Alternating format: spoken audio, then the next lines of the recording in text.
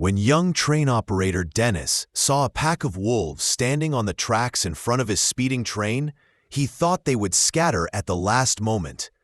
But the predators didn't move, as if guarding something invisible. Taking a risk, Dennis pulled the emergency brake, knowing full well he might not be able to stop in time. The train finally screeched to a halt just a few meters away from the wolves. Slowly, the Grey Guardians stepped aside. What they revealed sent chills down the spines of everyone who later heard the story. The railway depot where Dennis grew up was a cold place, but it was home. He came from a long line of railway workers. His father and grandfather had passed down not only their skills, but also a deep love for the land. When the time came, Dennis left for the city to study engineering. But the noisy streets and heavy air only deepened his longing for the peaceful life he had left behind. He often remembered the scent of the taiga after the rain, and the way snow crunched beneath his boots on a frosty day. After earning his degree, Denise returned to his native village and quickly found work at the same depot where his family had worked for generations. He started with small tasks, but his determination and natural instinct didn't go unnoticed. Gradually, he was entrusted with more responsibility. Eventually, Denise became a freight train operator, guiding iron giants across vast Siberian landscapes. He loved his job. Every trip was a small adventure, a chance to witness the untouched beauty of the wilderness. In winter, the scenery became even more magical. Snowy forests, frozen rivers sparkling like crystal. One such winter day in January, when the frost turned every breath into silver mist and sunlight danced across snowy crystals, something happened that forever changed Denise's view of the world. It was a routine trip. Denise was driving a heavy freight train through a snow-covered forest, enjoying the serene landscape outside his cabin window. His eyes remained alert, watching the endless track stretching out ahead. Then he spotted something unusual in the distance, a dark shape lying directly on the rails. His heart skipped a beat. Any obstacle on the tracks could mean danger, but it was too far away to make out what it was. He squinted ahead, ready to brake at any moment. As he got closer, he realized it wasn't a fallen tree or debris. His pulse quickened.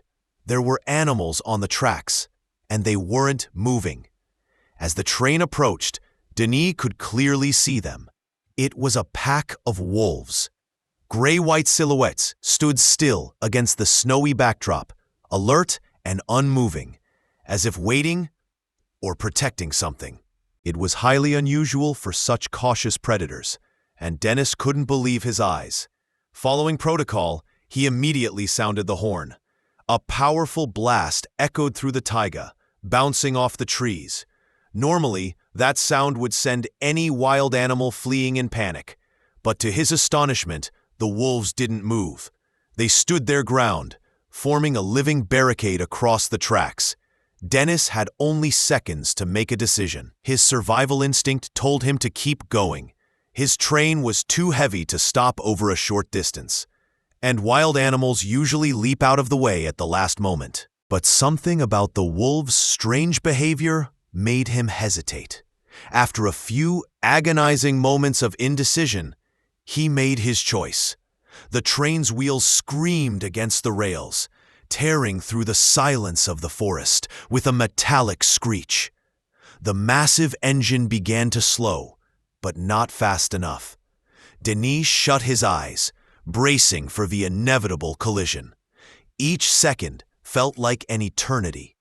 In his mind, he pictured the massive machine crashing into the living wall ahead. The thought alone made his heart ache. Shaken, Denis realized the train had stopped just a few meters away from the pack of wolves. But what he saw next made him freeze in astonishment. The wolves stood in a tight circle, heads raised, howling anxiously. They weren't fleeing or acting aggressively. It seemed like they were guarding or protecting something. Only once the danger of a collision had fully passed did the predators slowly begin to step aside. What appeared before Denis's eyes struck him to the core. Lying across the railway tracks was a man, an elderly man. For a moment, Denis hesitated to leave the safety of his cabin. Wild predators were still nearby. But the wolves, almost as if understanding his fear, gradually withdrew into the forest. Once they were at a safe distance, Denis grabbed a metal rod for protection, jumped down into the snow, and cautiously approached the figure lying on the tracks. With each step, his surprise grew. He recognized the man.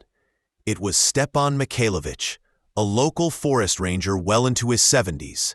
This man had dedicated his entire life to protecting the forest and its wildlife.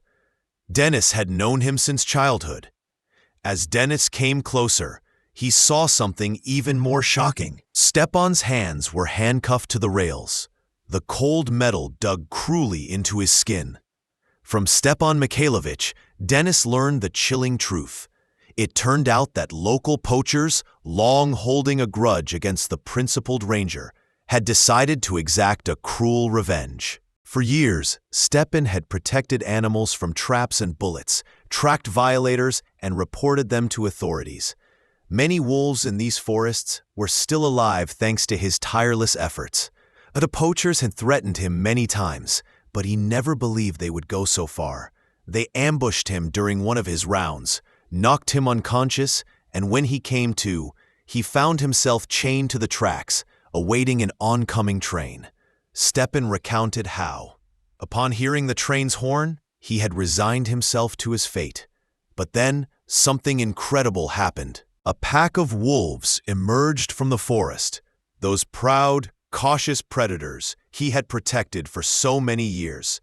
They surrounded his solitary figure on the rails, just in time to stop a multi-ton train.